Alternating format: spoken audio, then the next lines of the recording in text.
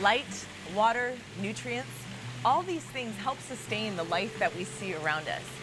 And that's what grace is for us. Grace helps sustain us on our journey towards heaven.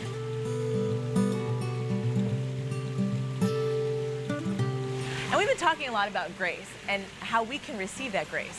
But we need to take it a step further. We need to let the grace flow through us so that we can bring Christ to others.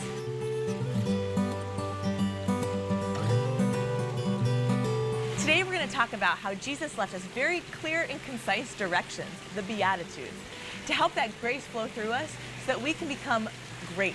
We can achieve happiness and become the men and women that God has called us to be.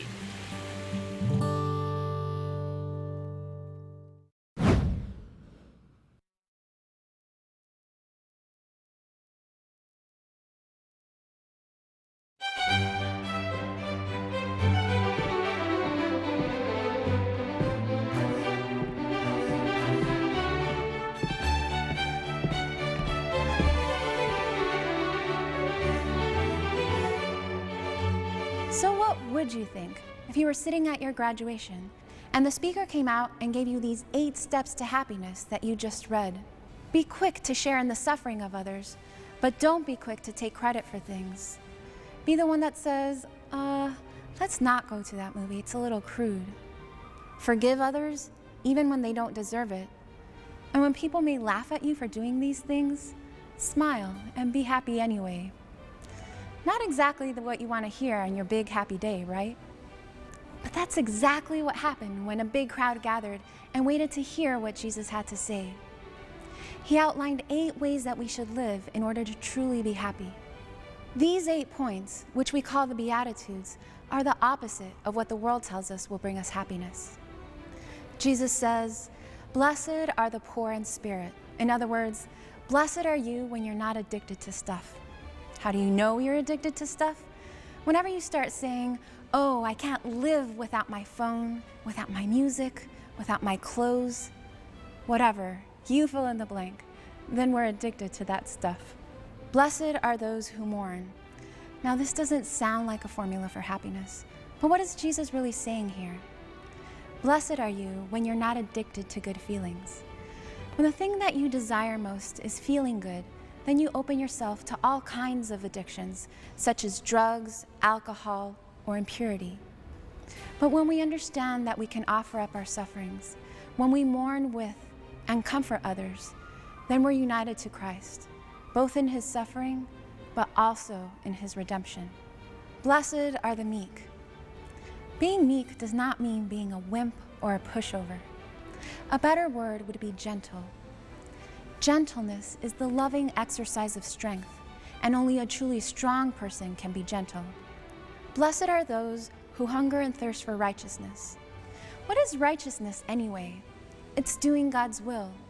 When we hunger and thirst for what God wants, he promises that we'll have peace and we'll be filled. Christ is also reminding us to be passionate in our thoughts and in our deeds, and not lukewarm. He calls us to hunger and thirst, implying a strong and vibrant conviction and living out of our faith. Blessed are the clean of heart. Nothing helps us see God more clearly or understand what he wants than a clean heart.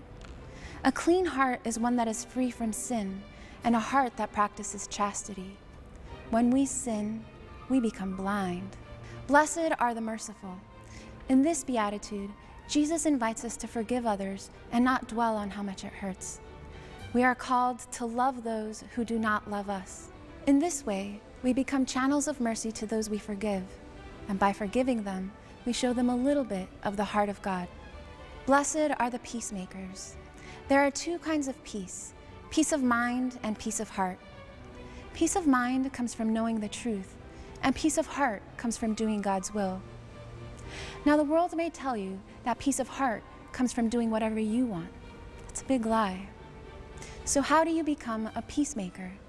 A peacemaker is someone that helps others get peace of mind by teaching them the truth, and peace of heart by helping them understand what is God's will. Blessed are those who are persecuted. Courage is a virtue that's really lacking in this world.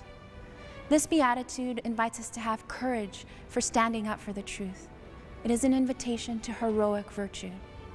So now we have a complete list. Blessed are the poor, the meek, the hungry, the pure. Blessed are those who mourn, who are merciful, who are persecuted, who are peacemakers.